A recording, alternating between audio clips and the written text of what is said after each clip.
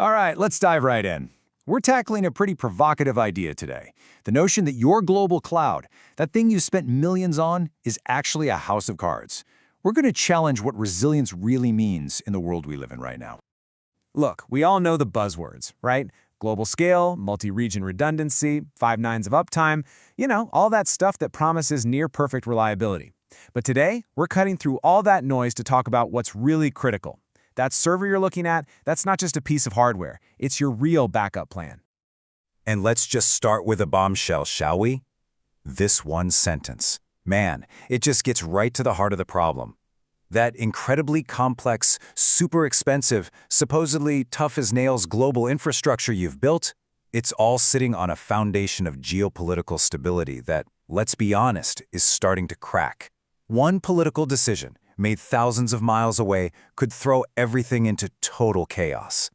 So that brings us to our first big idea, this global house of cards. We're about to pull back the curtain on the hidden vulnerability that most tech leaders are, quietly starting to lose sleep over. Think about it. You've done everything by the book. You've architected for failure, you've diversified your cloud providers, you've checked every single compliance box. You feel pretty secure, right? But the whole idea of a global cloud, it assumes this frictionless world that frankly just doesn't exist anymore. So that pride you have in your resilience, it might be a little misplaced. And look how simple these triggers are. We are not talking about some massive, sophisticated cyber attack or a crazy natural disaster. Nope, the thing that could take your entire operation offline is just a stroke of a pen. One sanction, one data injunction, one new local law passed with almost no warning. That's it. And here's the brutal, honest truth of what happens next. This isn't just, things getting a little slow. It's a full-on hard stop. Your operations in a key region just freeze. Your services go dark. And while your team is scrambling in crisis mode, your competitors, the ones who saw this coming, they're busy onboarding your customers. Ouch. Okay, so I want to be really clear about something. This is not some abstract what-if scenario for the future. The sovereign shift is already happening. And this isn't a prediction, it's a deadline. Here it is. This is the number that you need to be thinking about, 2026. Seriously? Go ahead and circle it on your calendar. This is not some random date we pulled out of thin air. It's a major inflection point. So why that year? What's the big deal? Well, because this is when a whole bunch of data sovereignty laws, which are already on the books in huge markets like the EU, India, and Brazil, become fully enforcement ready. The grace periods are over, the regulators are hiring. This is shifting from words on a page to a reality you have to deal with. So, what on earth do you do? Well, we're moving toward a totally new model. We're calling it the Sovereign Pod. The best way to think of it is like a digital lifeboat. It's a completely self-contained, localized mini version of your tech stack. It uses local cloud providers, regional AI, and data vaults that keep everything inside a country's borders. Its one and only job? To keep the lights on, to ensure operational continuity. And this really forces a huge shift in thinking for every leadership team out there. The conversation is no longer about if you're going to get hit by these sovereignty rules. The only question that really matters now is which of your most important markets is going to lock you out first. Okay, we've laid out the problem pretty clearly. Now, let's get practical and talk about the solution. It's time to really introduce the Sovereign Pod, but not as some giant, terrifyingly expensive project.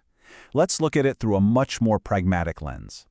I want you to think of it as your strategic spare tire. This comparison is just perfect for setting expectations. Your main global cloud, that's your luxury sedan. It's fast, it's comfy, it has all the bells and whistles.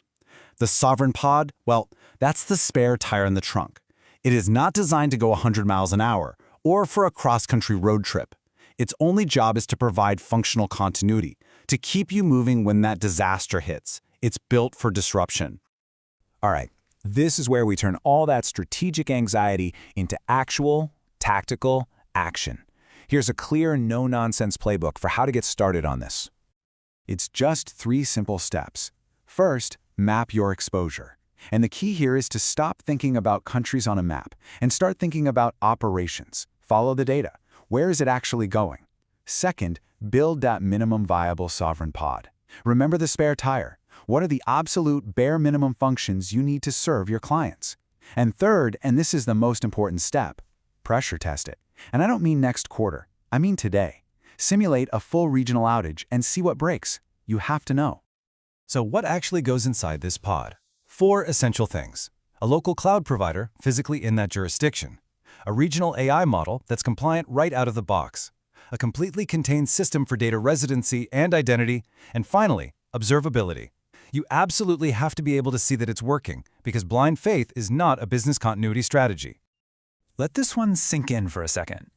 Having a plan, a nice slide deck, it feels good. It feels like you're making progress. But a blueprint is not a solution. It's just a hypothesis. And when a real outage happens, your customers don't care about your hypotheses. They care about systems that actually work. Which brings us to our final section, and to your call to action. We're going to give you the one question you need to take back to your own leadership team to turn all of this insight into immediate action. Here's your mission, should you choose to accept it. It's simple, it's achievable. Sometime this week, I want you to block 30 minutes on the calendars of your CIO, your CFO, and your general counsel. Get them all in the same room, virtual or physical, doesn't matter. And in that meeting, you ask this one single direct question. No long preamble, no apologies, just look them in the eye and ask, if we lost all cloud access in our #1 risk region tomorrow morning, what is our plan B? Now pay very close attention to what happens next. If you get a detailed, confident, specific answer, amazing. Congratulations, you're way ahead of the game. But if the room goes quiet, if you see those uncomfortable looks, people shifting in their seats, and you hear some vague, hand-wavy assurances, well, you've just found your single most important strategic priority for the next quarter. And we'll leave you with this final thought. Real strategy isn't about chasing the latest trend or repeating buzzwords you heard at a conference. It's about building and, more importantly, testing pragmatic backup plans that actually work when everything else fails. It's about what happens when the lights go out. So, is your plan ready?